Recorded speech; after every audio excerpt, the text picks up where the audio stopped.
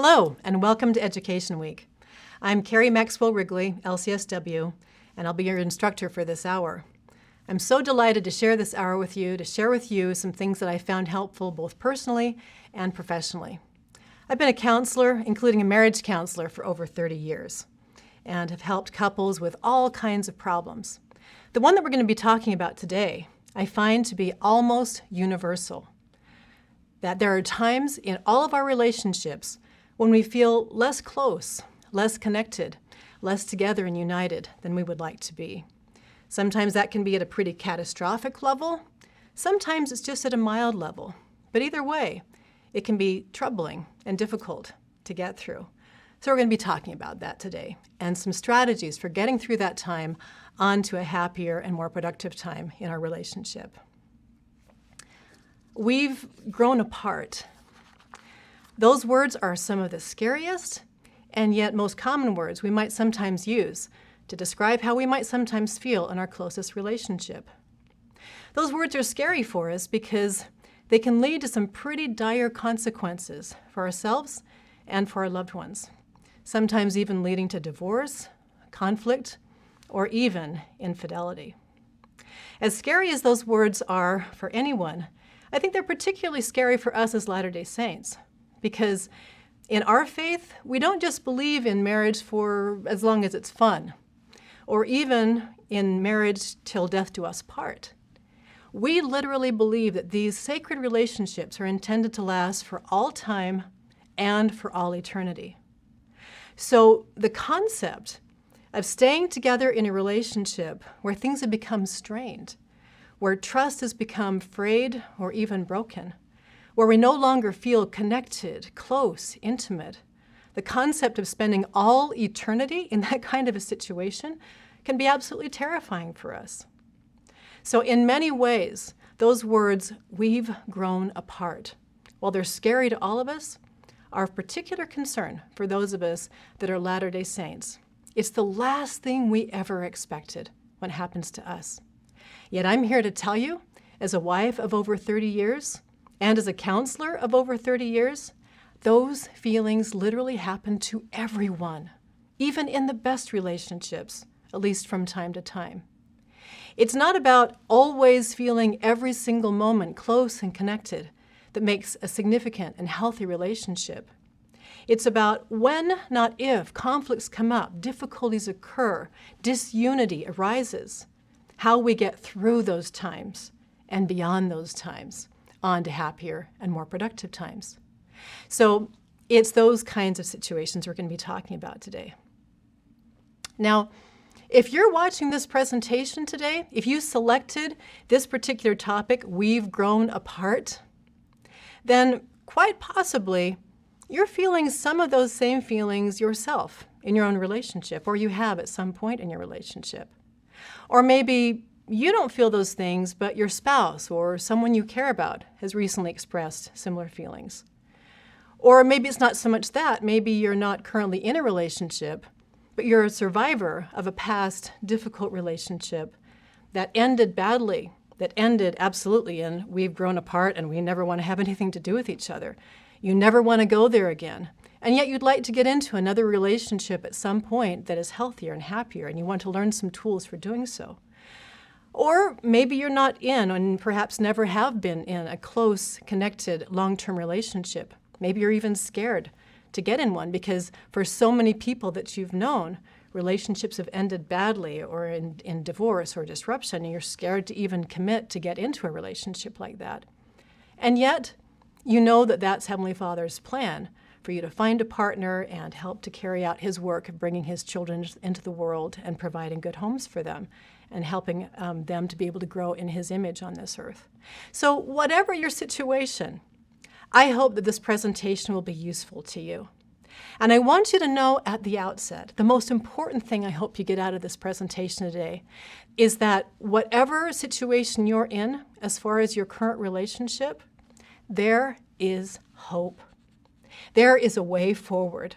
There are well-established stepstones on a path to a more healthy, lasting, enduring, fulfilling, resilient relationship. And that's what we're here to talk about today.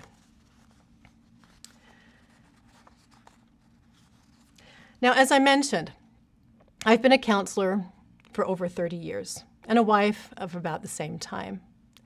I've been married to my husband, Steve Wrigley, for it's going on 32 years.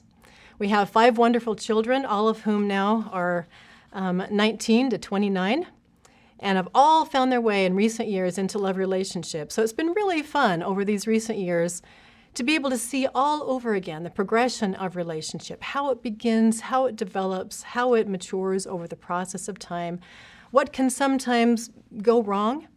My husband and I recently have also gone through the very difficult to manage transition of his retirement and moving into the empty nest portion of our relationship. I would never have guessed that that would be a difficult time, but it has been. It's a time when statistically a lot of couples get into some real problems in their relationship precisely because of these things we're talking about. We've grown apart.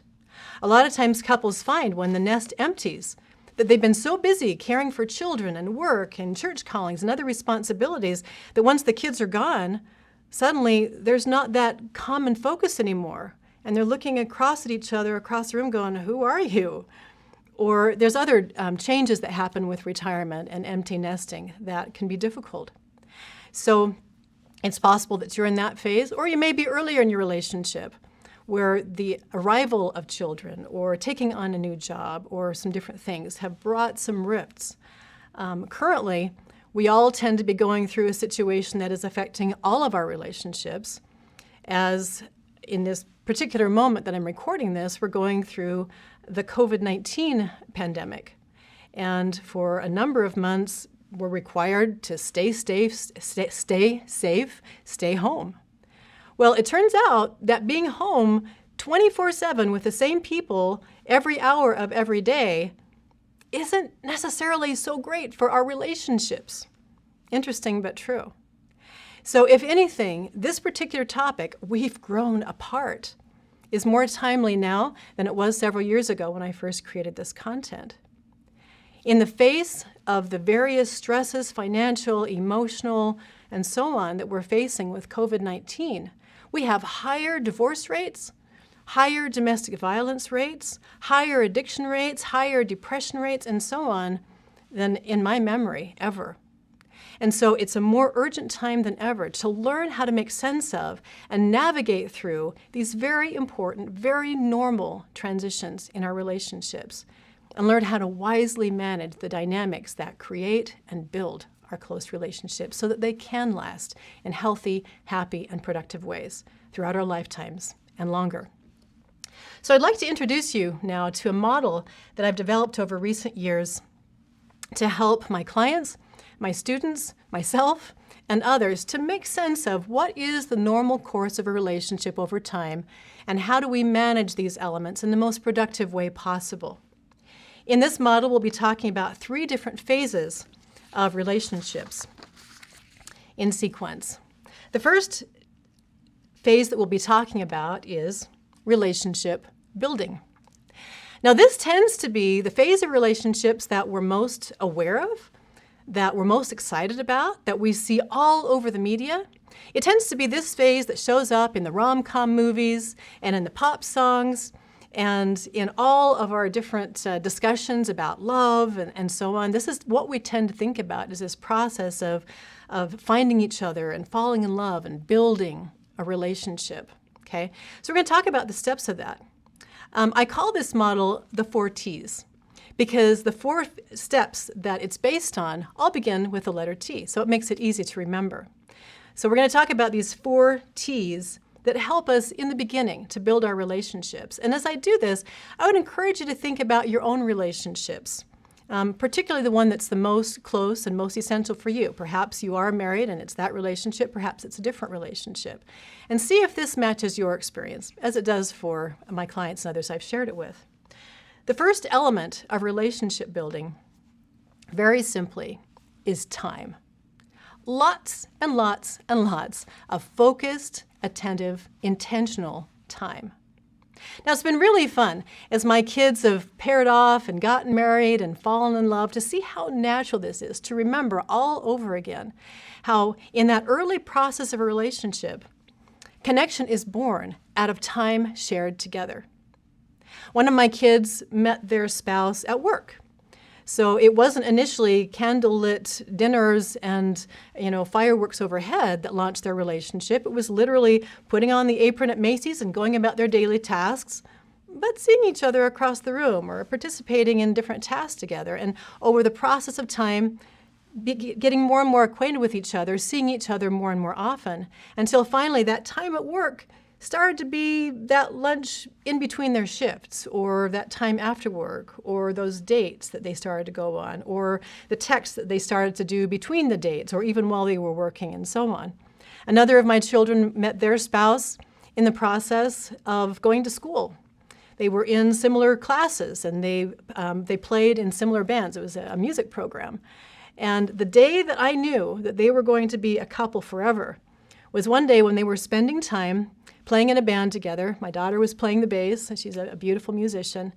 And this boy was off to the side playing the drums. They were just probably a 3-hour concert. And as he was playing the drums and he's looking at her, I'm looking at that kid going, that kid's going to be my son-in-law. And within a year, Mom was proved right. So every one of my kids has found their beloved in a different setting, but it always, always begins with lots of time, whether it's a band or school or work or the army or the mission field or in whatever context. We tend to spend lots of time together. Now, at first, it tends to be that kind of context, but then over the process of the development of that relationship, we tend to spend more and more intentional time with each other. We go on dates. We do things together. We are together with our families or whatever. And even between those experiences of being physically together, spending time together one-on-one, we might also fill in by adding those electronic devices in between. When we can't be physically together, we're texting, or we're Instagramming, or we're Snapchatting, or we're Marco Poloing, or whatever. That's been an interesting development to watch with my kids over these past 10 years that they've been developing relationships. Time is an essential building block for building relationships. Now, certainly, that's most true of those relationships that end up in marriage, but it isn't just true of those. If you think about a relationship you might have with your child, or your parent, or your best friend, or your favorite colleague at work, or a trusted client, or a trusted boss, or a priesthood leader, or anybody else, you see the same thing holding true. Time is an essential element. Focused, intentional, positive time shared together is an essential element in building our relationships. That's true of all relationships, but it's especially true of those relationships that end in marriage and building a life together. So that's the first element. The second element we'll be talking about is almost an automatic outgrowth of the first. As we spend a lot of time together, it becomes very, very natural for us also to engage in our second T, which is talk. Not just the kind of talk that is, hey, could you bring the mail in? Or, hey, remember to do this task? Or, hey, do you remember what assignment we were supposed to do by Thursday? But as relationships develop, we start to engage in a different kind of talk. Talk from the heart. Talk in which we reveal our inner selves. Talk in which we talk about our hopes and our dreams and our vulnerabilities and our weaknesses and our struggles. Talk that allows us to really share with the other person our true inner self, and where they do the same for us. Talk is literally the spark that ignites that tinder that we've laid with time. I once had a stake president in my home stake that said, you will never fall in love with anybody that you don't talk to. Now, he gave us that counsel for an interesting reason, because sadly, in our stake that year, we lost 5 of our very best couples to infidelity. You know how it started?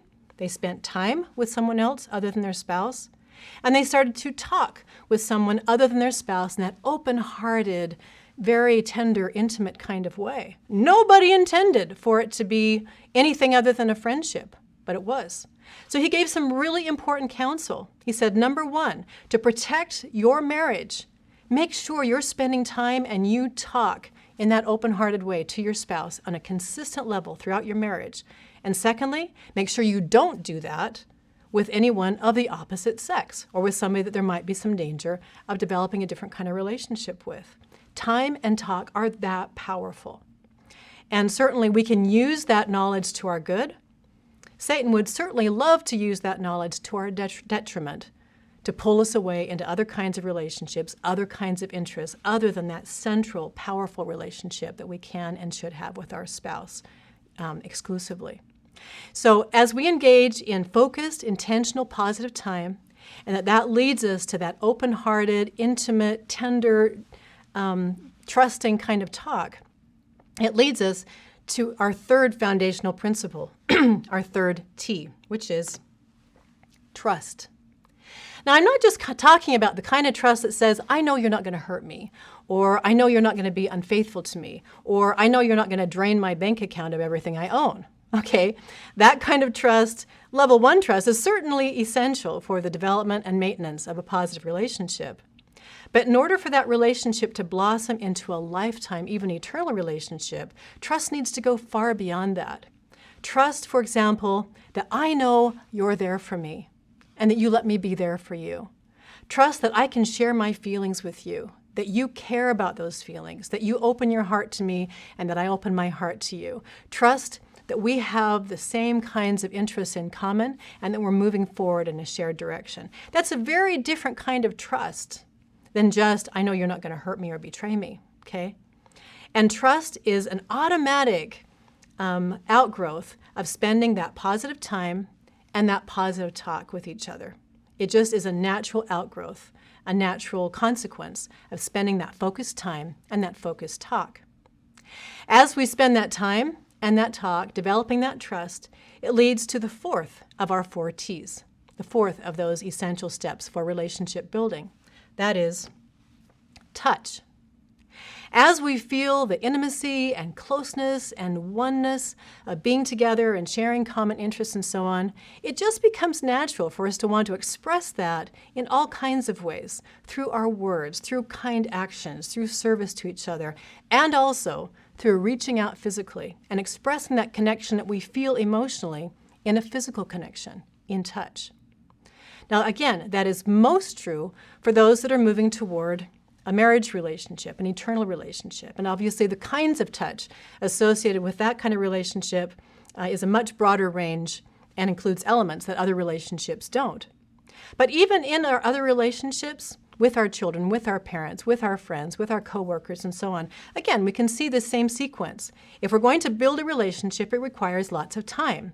And lots of that open-hearted talk where we share our hopes, dreams, thoughts, and so on, which builds a sense of trust that I'm there for you, you're there for me, we share common interests, and so on. And then, where it's appropriate, we engage in touch that sort of cements that sense of connection. Okay? That's true in all kinds of relationships, but it's most essential, most true, and most relevant in these most important, most central relationships that we have with our spouse or significant other. So that is our first phase of relationship development, relationship building. It's a happy time. And like I say, it tends to be the time that is featured in the movies and in the pop songs and in the movie musicals and all of those different things. We see couples finding each other, spending time together, falling in love, sharing their hearts, and so on. What we see less rarely, and what we hear about far less rarely, is the second phase. But I'm here to tell you it's just as universal and just as important to our development.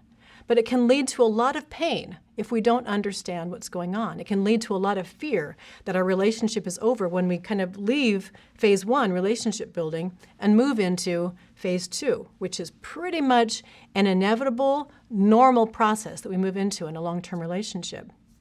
That phase, it isn't as happy a word, is called relationship erosion. Okay? Now, you may remember from high school geography class that there's many ways in which a landscape in nature can change. Sometimes it's through big catastrophic things like earthquakes or tornadoes or floods or fires. Certainly those big ticket changes can produce a massive change very quickly in a landscape. But far more often, over the course of decades, millennia, billions of years. Landscapes change not so much through those big things that just happen once in a while, as through the continuous, gradual, incremental process of erosion, one grain of sand at a time, one drop of rain at a time, one piece of ice melting at a time, or whatever. Okay, it's those very, very tiny, tiny incremental processes that do most of the work of changing a landscape. Well, that's true in geography. Turns out it's also true in our relationships. And I'm here to tell you, relationship erosion isn't something that just happens to the few or to unlucky people or to people who aren't paying attention to their relationships. It literally happens to all of us. So if it has happened or is happening to you, please don't catastrophize that. Don't think it's the end of your relationship. Just recognize, okay, we're in phase 2. Here's what happens. And again, I'm using the foundation of the 4 T's to describe this process. First of all, in phase 2, in relationship erosion, we experience something I like to call time erosion. Here's what happens. In phase 1, as we described, we spend a whole lot of time with each other exclusively as a couple, doing things together, focusing on each other, going into a little cocoon bubble of our relationship. It would be significantly unhealthy for any of us to stay in that little cocoon forever, in just as real a way as it would be unhealthy for that caterpillar who crawls into their cocoon to stay there forever. At some point, they're supposed to come out and be the butterfly and fly away from that cocoon, right? So we're not supposed to stay in that little tiny space of just you and me against the world and nothing else exists for our entire lifetime. We're supposed to multiply and replenish the earth. We're supposed to use our hands to work, for our own sustenance. Those are elemental to even as clear back as Father Adam and Mother Eve, to work, to have children, to engage in protecting our world, okay? In our modern day life, we can have those elements of children and employment and work, together with other things that may come up, such as a demanding church calling, or a civic responsibility, or an opportunity to serve in our community, okay? Those are really important elements of our lives that we move into that help us grow as individuals, that help us to contribute towards our life missions in the way that Heavenly Father sent us here to do. But there is no question that in the very act of doing those essential things that we need to do for our own development and for the fulfillment of our own missions, that there is a corresponding pulling away from each other so we can each do those things, okay? Kids take a tremendous amount of time, especially early on. A newborn baby takes virtually 24/7 care, okay?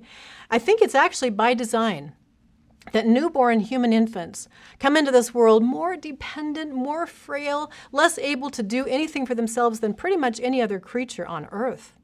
It's been amazing sometimes at the zoo or, at local farms or different things to see little baby creatures be born. And within 10, 15, 20 minutes, they're standing up on their own little legs, reaching for food, following after their mothers. It's amazing because it's so very different than what happens to us as human beings, where we're born in these little tiny packages. We can't even hold our own head up at that point, okay? And so the bringing forth of a new human into this world means literally 24/7 care. Well, here's the thing. You can't provide 24/7 care to a vulnerable little human and at the same time be gazing 24/7 into the eyes of your beloved, okay? They're incompatible with each other, right?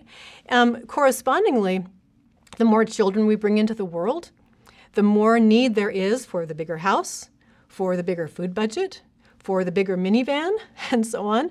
Somebody's got to provide for that. Well, as nice as it would be just to have somebody mail you the check for all those things, that typically isn't what happens. Somebody, sometimes it's one person, sometimes it's both people, have to go to work, to leave the home, to provide for those things. Well, guess what? Every minute you're at work, you're also not staring tenderly into the eyes of your beloved. So we have those 2 essential things. In addition to that, as I mentioned, we might have church callings that take a lot of time. We might have civic responsibilities. We might have a chance to use our talents for good. There may be a lot of really valid, wonderful things that can come in that can use our time, which are essential to our development and to our contribution in this world, but that can have the unintended corollary impact of eroding that focused time that we once had with each other.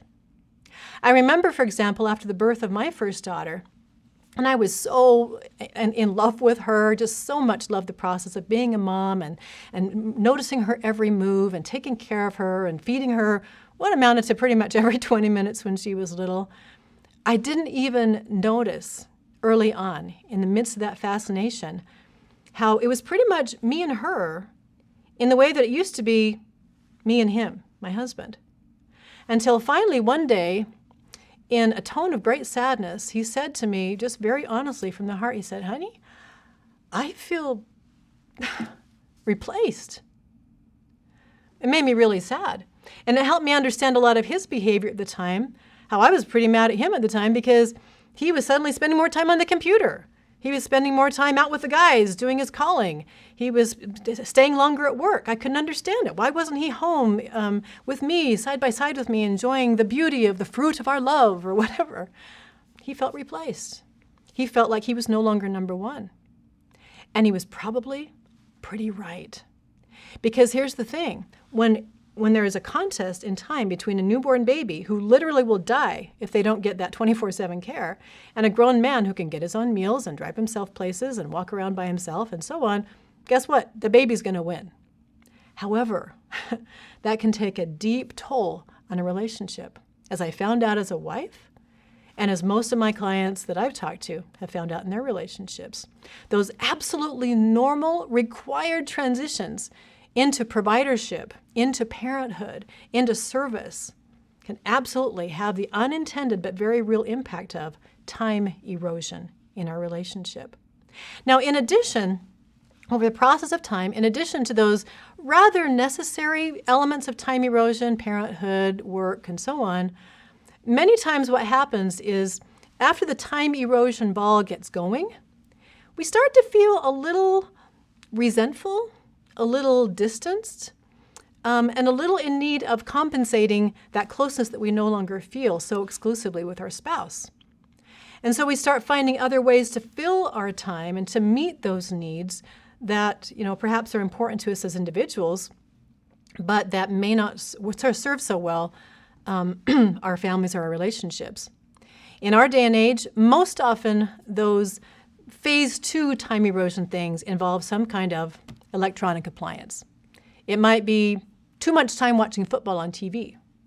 It might be spending too much time scrolling through Facebook or Instagram. It might be binge watching one's favorite show on Netflix for hours on end. It might be going out for a few too many hours, a few too many weeks in a row with the guys to hunt or to golf or to do whatever. Or with the girls to go out to lunch or whatever, okay? All of those things are more discretionary. So time erosion tends to start with those more necessary things like parenting and work and so on, but it tends to devolve into those more discretionary things. And once the ball gets rolling, it can start to become a self-perpetuating downward spiral. Because as one person starts to feel that, I'm not getting my needs met in this relationship, so I'll compensate over here, and so I'll go do this other thing with this other person or in this other context, then all of a sudden this person feels, a little bit abandoned. So they start to do more of their stuff, and then this person does more of their stuff, and this person does more of their stuff, until finally time becomes less and less and less a commodity that we share together in meaningful, happy, helpful ways. I find universally, every couple I've ever treated that has had trouble in their relationship, this is where it starts. And almost always in that sequence, first with the necessary things, and then kind of adding in the not so necessary things that result in less and less and less meaningful time spent together. Well, time erosion as night follows day almost always results in the second element of relationship erosion. This one we could call talk erosion. Now, that's first just simply in a reference to quantity. As we have less of a quantity of time with each other, correspondingly, we'll have less of a quantity of time to talk to each other, right? Because if we're not in the room with each other, staring into each other's faces 24/7, which we can't do in phase 2, there's just simply going to be less available time that we can even have the option of talking. And so the little bit of time that we have a lot of times ends up going to just kind of the basics, hey, could you take a turn changing the baby's diaper? Or, hey, would you mind picking up my clothes from the cleaners? Or, hey, don't forget to call the plumber today, or whatever it might be. But guess what? That kind of talk was not sufficient in the beginning to build a strong relationship, and it is definitely not strong enough to sustain a strong relationship over time. Over the process of time, if we're not so very careful, the quantity of our talk, especially that open-hearted, very meaningful, productive talk, can virtually be eliminated. And as that happens, not only is the quantity of talk affected, but a lot of times the quality of talk also becomes affected. Even when we have time to go on that date, even when we have time to sit down for that planning meeting as a couple, a lot of times there can be so much built-up sense of frustration or abandonment or resentment or whatever that's grown up because of the first two elements that even when we have the time, even when we have the opportunity to talk, we waste it on things like blame, on things like criticism, on things like sarcasm, on things like the silent treatment or mind reading or other things, forms of communication that don't pull us together, but that literally do the opposite, that pull us apart, more and more apart. And I find in my counseling and in my personal life at times when we've experienced elements similar to this, that's another downward spiral. That one person starts getting a little testy or a little sarcastic or a little mean or a little depressed or a little distant or a little whatever in their form of communication, that correspondingly launches a similar reaction in the other person, which in turn launches more from person one, and so on and so on and so on.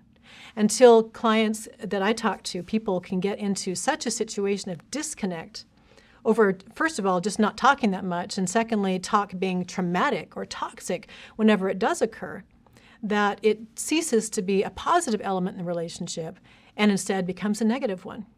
Paul warned us of those kinds of things in one of his epistles. He said, "And let not corrupt communication come out of your mouth, but rather communication that is to the use of edifying."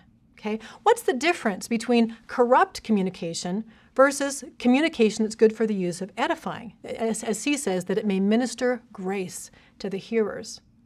Well, I didn't understand that until I served my mission a number of years ago in Argentina. And I found out that the word edify is based on the same Latin root that the Spanish word edificar comes from. You know what edificar means? To build. Suddenly I understood what Paul was saying. Let not corrupt communication come out of your mouth, communication that tears apart, that destroys, that tears down, that demeans, but rather edifying communication, that it may minister grace to the hearers, communication that builds a sense of connection, that builds trust, that builds respect, and so on. Not all communication is positive, okay?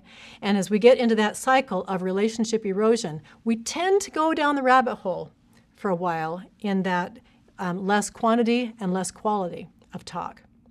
As that happens, as we have less time and less talk, it almost, again, as night follows day, leads to the next stage of relationship erosion. That is trust erosion. Now, sometimes, again, there will be those big-ticket, earthquake-like explosions of trust, like somebody has an affair, or somebody drains the bank account, or somebody is discovered having a problem with pornography, or somebody develops a serious addiction and loses their job because they're drunk every other day, or whatever. But far, far more often, trust erosion is very simply a natural consequence of time erosion, of spending less quality, positive time together, and of talk erosion, having less quantity and less quality of talk, which leaves us, even without those bigger ticket trust difficulties, with a sense of, you're not really there for me anymore. You don't really care about my feelings anymore. I'm not important to you anymore. In fact, I'm not really sure I was ever important to you. Maybe you were just putting on an act. Maybe that person I thought I fell in love with doesn't even exist anymore. Okay?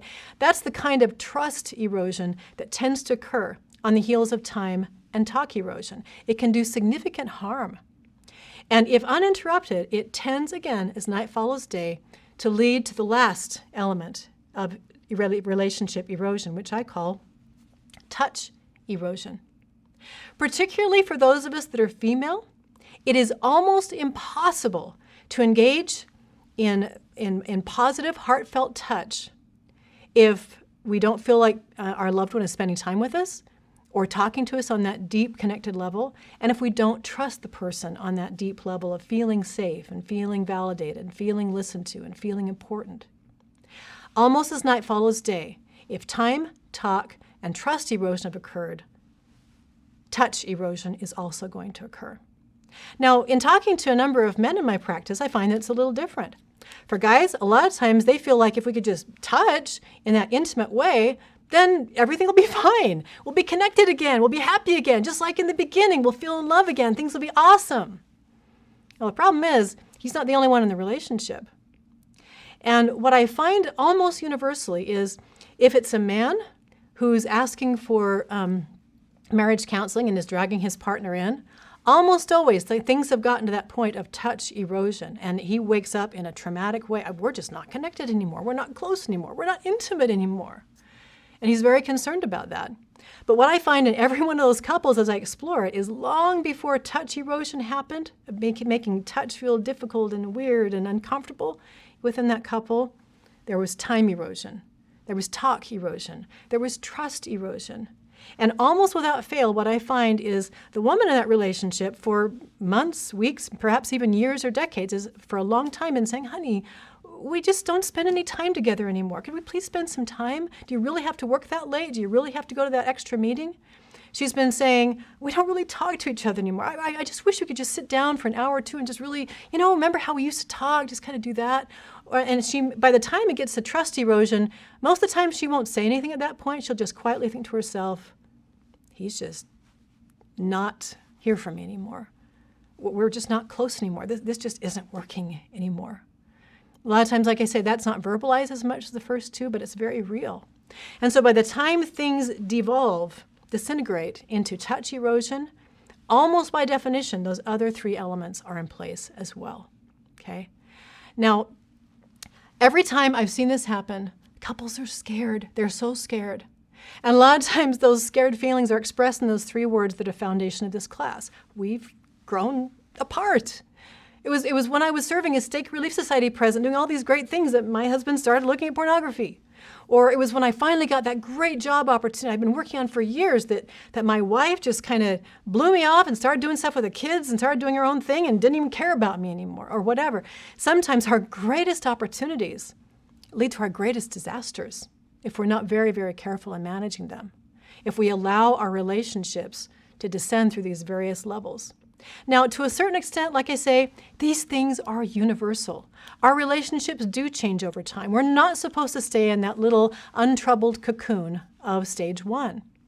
But we need to learn to recognize and manage these erosions that very naturally occur, okay? In just as real a way as civic engineers will plan on the natural erosion that happens in a landscape to make sure that that nice dam, or that nice city that they've just spent all this time building doesn't wash away, okay?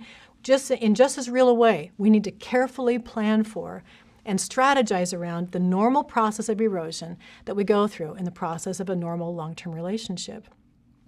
And particularly when there's been some harm done, when distance has accrued, when resentment or disappointment or bigger problems have occurred in a relationship, but even in milder situations where we're just not as close as we used to be, there tends to be a need for the third phase that we'll be talking about in relationship development. I call that third phase relationship repair, okay? Relationship repair is one of my favorite dimensions of talking to couples about. It's such a hopeful and sweet dimension, and as you'll see, it's just as step-by-step and logical in its progression as the first two phases. And you'll probably not be surprised when I tell you it also follows the pattern of the 4 T's, beginning with time repair. Remember what I told you earlier on that my stake president said you'll never fall in love with or stay in love with someone you don't spend time with? Well, if our intention is to maintain a strong, solid connection with our spouse or with others that we care about, it correspondingly means we're going to have to be very strategic about repairing that time erosion that has happened. Now, it's probably not going to be real feasible to quit our jobs or to give away our children, and maybe even not to quit our church job or some of those other responsibilities. It is very feasible to start watching less Netflix, to play a few less video games, to spend a few less hours hunting or golfing or doing whatever, okay? Those sort of secondary time erosion things can be repaired pretty quickly, and to have that time reinvested in the relationship. What I find is over the course of a relationship, we simply have different quantities of time that are available to us. Typically early on, particularly for a couple that is married, say in their early 20s or early on before kids, before they've really gotten established in jobs and so on, there tends to be a whole lot of time. That was my good fortune with my own husband. We had 3 years. I was in school. He drove me to school and back every day, so we talked. He talked shop because we were in the same field every day. We'd have every evening, every weekend together for 3 years. We had that experience. It was delightful. And so it was a big change when children started to come along, and both the work responsibilities and the parenting responsibilities took a lot of our time away. And that never was more serious than when all 5 of our children had arrived, all within 8 years. So we had 5 children age 8 and younger, so I was busy 24/7 with the needs of those kids. And it was very difficult for me and my husband to even find a couple of hours a week for a date, or to find a couple minutes a day to sort of check in with each other. But we soon felt over the process of that very demanding, very important time of bringing our children into the world that we were becoming more and more like ships that passed in the night, that I would take my shift, during the day caring for the children, and he'd get home at night and wave goodbye to me as I'd go off and do my counseling in the evening at LDS Family Services for a few hours. We just, we literally had absolutely opposite schedules. We hardly ever saw each other.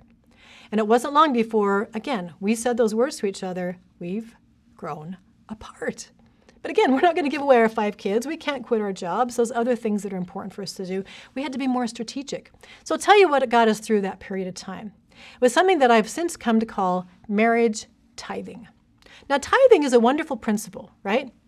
If you make $1,000 this week, you'll pay $100. If you make $100, you'll pay $10. If you make $10, you'll pay 1. If you make 1, you'll pay a dime. If you only get a dime, you'll pay 1 penny, right?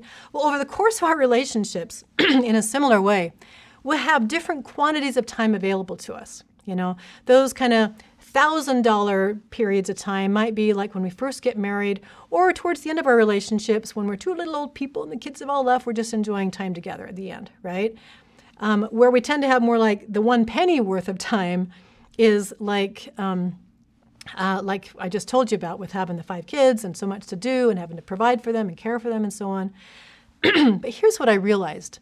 Whether it be at the $1,000 level or the 10-cent level, it's absolutely essential that we pay our tithing, our marital tithing, that we have a consistent percentage of time that we give to strengthen and maintain our relationship. Now, that's not hard when there's lots and lots of time available. It takes a whole lot more planning when we're both very, very busy, but it's even more essential if we want to keep our relationship going. Well, Steve and I counseled together, and what we finally decided in that very busy, very demanding period of our relationship was that come hell or high water, every single week, we would pay a babysitter or get my mom or somebody else's help, and we would go on a date, even if it was a 30-minute walk around the block, okay? And then in addition to that weekly event, that we would also spend a few minutes every day checking in. Now, it wasn't real feasible to do that early in the morning because I'd been up all night with the nursing baby and he had to leave for work early. It wasn't feasible to do that at night because I got home late from work at night and he was already dead from a long day. What we finally strategized is there was a few minutes in the middle of the day when he had a brief lunch hour and I was just kind of home with the kids, kind of puttering around, when he could call me and we could spend a few minutes talking. Now, sometimes those talks were 3 minutes long. Sometimes they were 5 or 10 minutes long. Every so often we get 20 minutes in one of those days. But those 5 or 10 or 3 or 20 minutes were our marriage tithing, our penny of that period of time. Now, again, we're virtually empty nesters. We have a whole lot more time. It's a lot less difficult to find time with each other. But I'm really grateful that during that period of time when we had so little available time, that we learned that important lesson. Not just to hope that someday the kids will be gone and we'll have less responsibilities, and at that point we'll worry about our relationship. I found that strategy to literally be a strategy for divorce. Because when people do that, they get to that point when the kids are gone and they're home looking at each other and like, I haven't the slightest idea who you are, So it's very important that even if it's in tiny quantities, that we maintain that marriage tithing, that consistent connection and invested time with each other over the course of our relationship. Now, sometimes I found recently that the opposite situation can be the case. We first ran into that a few months ago when my husband formally retired from his job. And the problem we used to have of him never being home and hardly ever having time together, we had the opposite problem. Over the course of raising the kids, I actually really liked having time alone in the house to play the piano or to work on a work project or to read a book or to take a bubble bath but without anybody bugging me. Suddenly, he was always there, talking on the phone, making noise, letting the dog out, and the dog would bark, small things. But in all honesty, it drove me nuts. And I felt really guilty because I'm like, I wanted more time with my husband for decades. And now it's here and I'm annoyed. But I found, again, I'm not alone. And I actually remember my grandmother decades ago saying the same thing when Grandpa retired. She actually ended up taking a job because she couldn't stand having him home every minute of every day. So weirdly, sometimes time repair isn't so much, depending on the phase of life we're in and the situation that we're encountering, sometimes time repair isn't so much about finding more time to be together, but sometimes it's being more strategic about finding a balance between time we need as individuals, with each other as a couple, with our other responsibilities, with family, and so on, and not letting the one rob the other. Because by the time we get to this phase of our relationships, we usually have become pretty independent people with independent lives. And it's very important that we're able to preserve who we are as individuals as well. So sometimes we have to sort of balance that out. Again, in an age of COVID, this has become a newly important issue because the problem tends not to be anymore we don't have enough time together in the house. It's the opposite. We have so much time together every second of every day with just the same faces and seeing nobody else, so we're driving each other nuts. I found for a lot of the couples that I've worked through during this period of time, the same kind of principle ends up being true. That sometimes the greatest gift of time that we can give isn't even necessarily one-on-one with each other. It's to let our partner have a break for just a little bit of time or whatever they need to go regenerate, to go be them, to go do something that's important to them. And to make sure that that's balanced on both sides. So it isn't just one partner that's getting those needs met, but it's both. And we're kind of running interference for each other so that we both get those needs met. We both are able to maintain those other interests. Because a relationship ultimately is an interaction between two individual people. And if each of those individual people isn't strong and solid in and of themselves, the relationship will struggle. So sometimes, like I say, time repair is about spending more time together. Sometimes it's about creating and making time for us to fulfill some of those other needs, sometimes apart, and having those things in balance with each other. So again, we can be kind of strategic about what our particular time repair needs are. But whatever they are, as we make more time for meaningful interaction with each other, which happens best if it's in balance with those other needs, it opens the door for the next stage, the next important stage of relationship repair, which I call talk repair. This, again, occurs in both of the levels that I mentioned before. First of all, simply in quantity of talk, making time for talk. Again, not just the pedestrian, hey, could you do this errand, could you do this sort of talk, but in that kind of open-hearted, hey, how are you feeling about stuff, and how'd your day go, and what can I help you out with, and, how do you feel about what's going on right now, and that kind of stuff, right? Making more time, quantity of time, to be able to connect in those important verbal ways. Secondly, most of us by that time need to do a little bit of repair work in terms of the quality of our talk. During phase 2, a lot of times, as I mentioned, we may have seen some sarcasm, some distancing, some mind reading, some over-exaggeration, some criticism, or other bad habits, some corrupt communication slip into our form of communication with each other. Almost always, we can have a little bit of weeding that we need to do with our style of communication with each other so that it becomes, as Paul said, edifying, ministering grace to the hearers, something that builds our sense of connection, our sense of safety over the process of time, rather than doing the opposite. As we repair time and as we repair talk, then just like it was in phase 1, it tends to lead happily to the next phase of repair, which is trust repair. Suddenly it becomes easier to believe all over again that we're important to each other because we're spending that time, we're opening our hearts to each other. And as we make the quantity and quality of our time and talk better, it's easier to feel safe with each other, to feel like we can rest emotionally in the presence of each other like we did in the beginning. Now, it's different than the trust in the beginning because by that time, we know each other's faults. We know the things that we disagree about. We know the things the areas where we differ. So it's a different kind of trust. And if anything, in my experience, it's an even deeper and more fulfilling kind of trust. You know everything about me. You know my weaknesses, my faults. You know where we disagree. You know the things that I do that drive you nuts and all the things you do that drive me nuts. And yet, in that third phase, we learn to trust that just like the stock market that goes up and down, that we're there for each other. We stay in it for the long haul. That we commit to each other, notwithstanding the little bumps in the road, notwithstanding the little imperfections. Brothers and sisters, there is nothing more delicious and precious than learning to love and be loved for who you really are, warts and all. And that's the kind of love and trust that we're only capable of developing at that third stage after we've been through these other developments. Paul said of the kind of love that Heavenly Father would have us move toward, charity. Charity suffereth long and is kind, seeketh not her own, is not easily offended, and so on. Okay, it's that kind of love that generates that kind of deep, ongoing, unconditional, resilient trust that is only possible for us at this stage after we've already weathered the storm and the difficulties of some of the other stages. And again, as we engage actively and intentionally in time repair, talk repair, trust repair, as night follows day, that tends to lead to the last of the elements of relationship repair, in many ways the cherry on top, which is touch repair. As we feel, again, closer and more connected and more unified emotionally, mentally, and in all those other ways, it becomes much easier all over again to discover touch as a language for expressing that connection between us. Okay? So that's the model that I wanted to share with you in this first part of this talk, as far as how relationships get built, how they can move toward erosion, in that sense of we're just not close anymore, we've grown apart, and then how we can repair those things. At this point, I wanted to share with you a thought.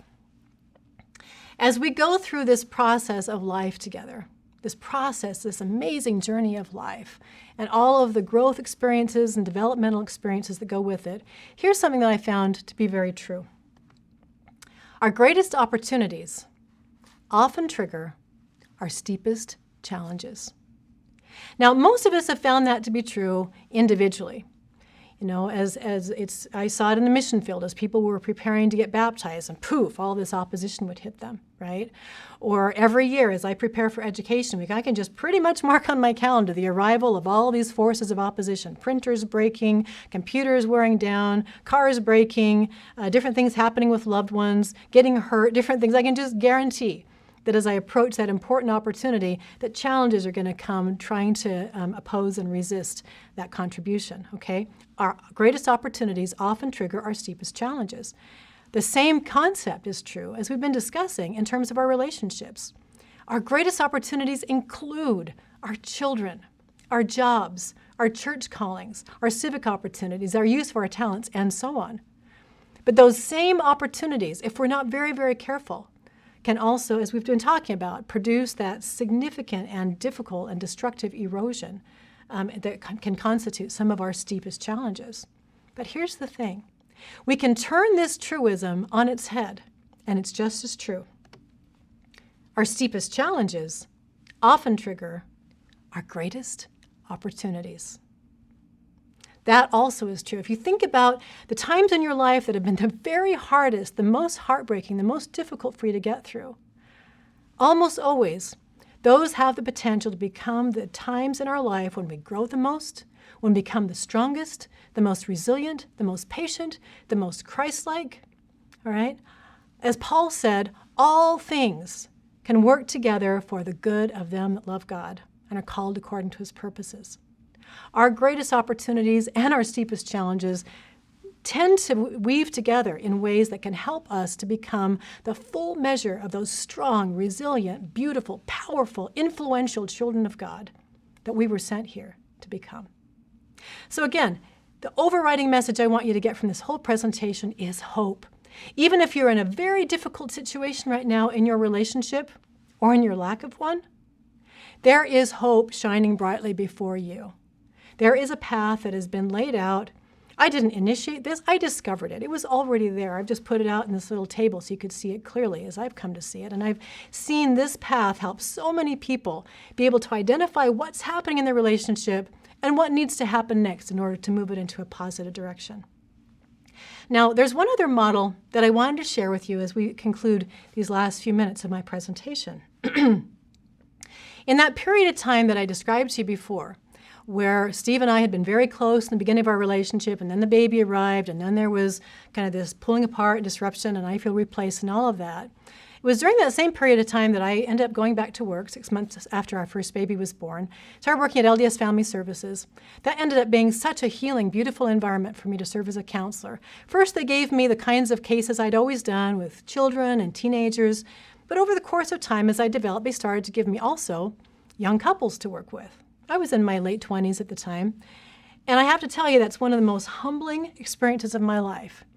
To be going through the most difficult period of my own relationship, my own marriage up to that point, where we were feeling kind of strained and distanced, and we've grown apart, all that kind of stuff, and to sit down with those couples on the couch and hear them say to each other and to me about their relationship virtually the same words I and my husband had said to each other the night before about feeling like we weren't apart, we weren't together anymore, we weren't connected, we weren't whatever. Very, very humbling. And ultimately for me, very motivating and empowering. I knew I needed to find answers, better perspective for those couples I was being hired to help, as well as for that personal marriage and family that was my primary responsibility. Well, I did what we did in those days. Before we had the internet, you'd go to the library, you'd get a big stack of books, you'd read through all these books. Most of the time, different experts would contradict each other and you'd be more confused when you started.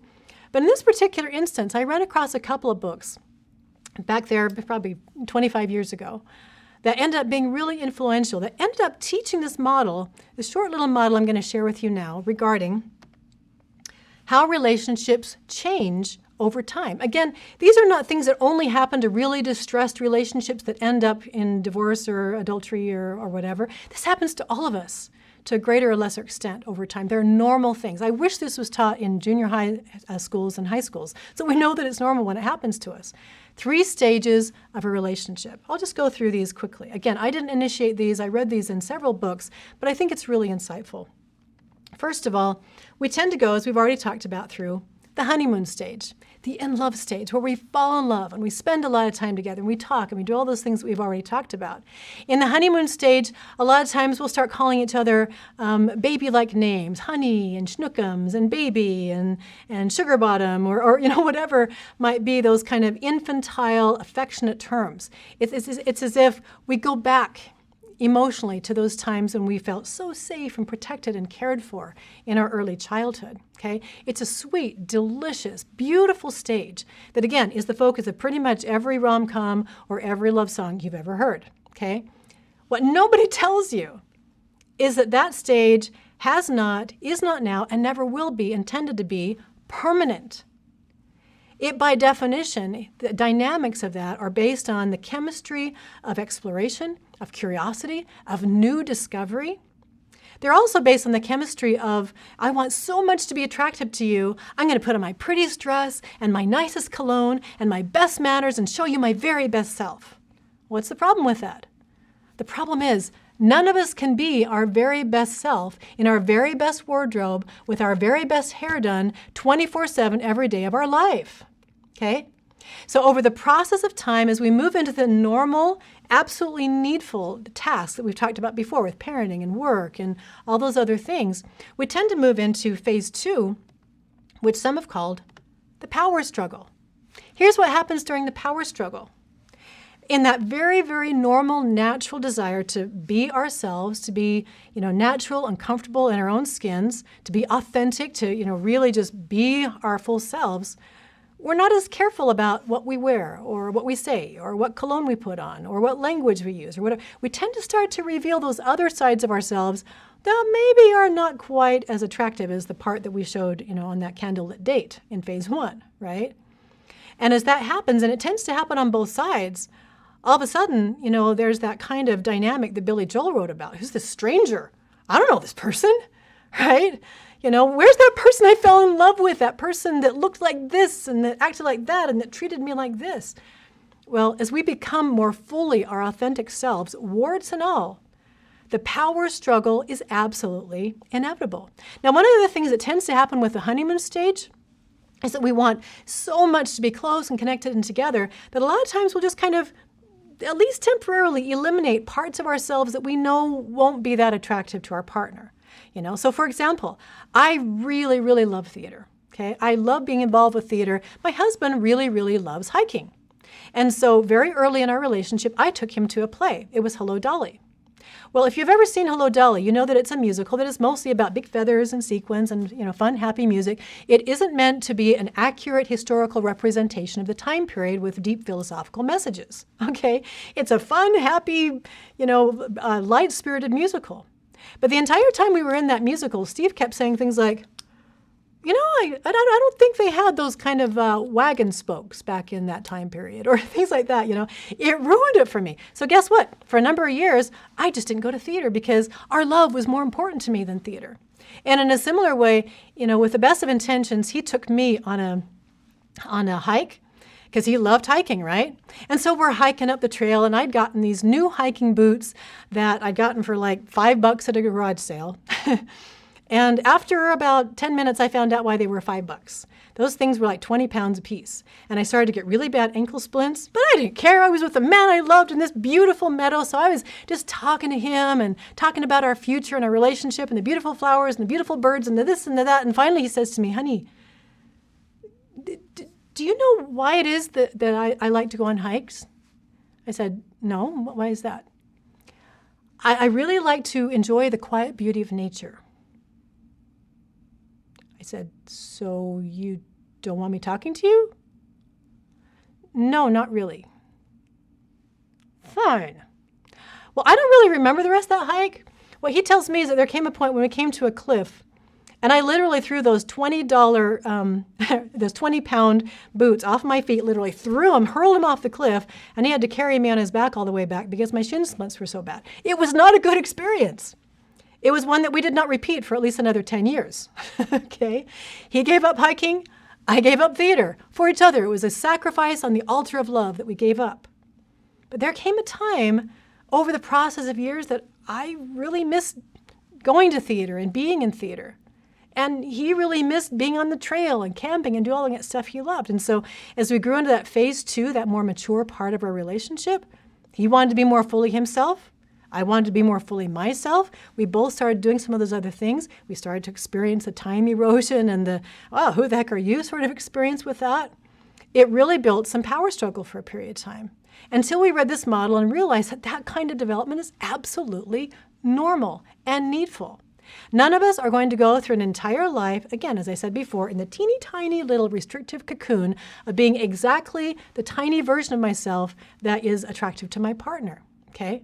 We need to be fully, authentically ourselves. And so it tends to lead to that power struggle. Well, there's basically 3 doorways out of the power struggle because this is not a situation we want to stay in long term. It's not fun. It's very, very difficult, very painful. There's 3 doorways out. The first doorway has become more and more popular and common in our time. I personally think in most cases it does even more harm and causes even more disruption. That door number 1 is divorce, okay? We basically say, well, now we know we're not really compatible. Maybe we never were. We've grown apart. We want different things. We have different dreams. So fine. We married the wrong person. We were supposed to marry the person who's going to make us happy forever, happily ever after. That's not happening. So I'm with the wrong person. So see ya, okay? And maybe we go out and try to find another person. Almost always, what I've always seen happen is if we go out and try to find that other person, we start in that lovely honeymoon, in love stage. over the period of time, inevitably, that moves to the power struggle. Okay? This is just something that happens within the concept of or within the process of close long-term relationships. Okay? So I'm not a big fan of doorway number 1. I've seen it do considerable harm to individuals, couples, and families. Happily, that's not the only option when we hit the power struggle. The second one is one that most of our parents and grandparents and great-grandparents did for decades. Many of us watched this growing up. It is called emotional divorce or parallel marriage, where basically it's like, okay, so we're not really close and connected and together, but then again, we should probably stay together for the marriage and for the kids and for the covenant and for society. And by the way, it's almost impossible back in that period of time to get a divorce anyway. So we just kind of grin and bear it and stay together and hope it'll work out in the resurrection, right? That's emotional divorce. Well, I grew up watching that, and I said, I do not want that kind of a relationship. I think most in my generation said the same kind of thing. We want better than that. We want better than just living these two separate lives for the rest of our lives. So I'm not a big fan of number 1. Not a big fan of number 2. Happily, there's a third box, and that is moving on to stage 3, the conscious marriage, or as some call it, mature love. In this phase, we don't try to climb back in that little cocoon of who we used to be. You know, by that time, once the cat's out of the bag, we know what our own and other partners' weaknesses are. We know the areas that we agree and disagree on. We've probably been through a few battles with the power struggle. We've probably experienced a certain amount of erosion. We can't just jump back to the innocence and untroubled joy of phase 1, okay? That phase 1 relationship is over. And it's important that we recognize that. It's never going to be like that exactly in the same way again. But that's okay, because we get to move on to something that's even more fulfilling, even more sustainable, even more resilient, where we learn to know and love and cherish and respect each other for who we really are. Now, it feels delicious and wonderful and fulfilling to be in that kind of relationship where we're in love and everything feels happy and wonderful. But I can tell you from sweet experience, it is even better to have the freedom to be loved for exactly who you really are, and to learn to love another person for exactly who they are, even if they're different from you, and they are going to be different from you, even if they want things that are different than what you want, which they're going to, even if the direction that they see as being appropriate is different than the way that you would do things. In those cases, we can learn to synergize, to compromise, to coordinate, to blend our various strengths, to build something better together than we ever could apart. The conscious marriage, the mature love experience is delicious beyond words. I really believe that that is part of the fruit that Lehi saw on that tree. That pure love, the love of God. God doesn't just love us when we agree with him and do everything he wants us to do. He loves us because he loves us. And he commands us to learn to love each other the same way. I'm convinced that is more true of our marriage relationships than any other relationships, to really learn to authentically love the actual person, not just the little cocoon version of the person that we first met. Now, interestingly, those 3 phases in the development of a relationship match very closely to 3 stages of normal human development we've talked about a little bit before. First of all, that early baby stage of dependence, where we have to rely on others for our well-being. We literally can't even hold up our own heads in the beginning, okay? Secondly, independence, which we think about as the terrible twos, where we learn to stand on our own little feet and say no and mine, and basically we develop our independence as a person. Finally, that beautiful stage, my favorite, of interdependence, where a child doesn't really need to hold your hand anymore to stay upright, but they choose to hold your hand to walk along with you. That's a beautiful stage. Well, these stages of relationship we've talked about are pretty similar. That first in-love stage is another dependency stage. We rely on each other. We need each other. We crave each other's presence. That second stage, the power struggle, is basically an independence-building phase. It's absolutely necessary for our development. And then finally, the icing on the cake, the happy part, if we know how to get to it, is that interdependent phase of mature love. So here's what I want to tell you.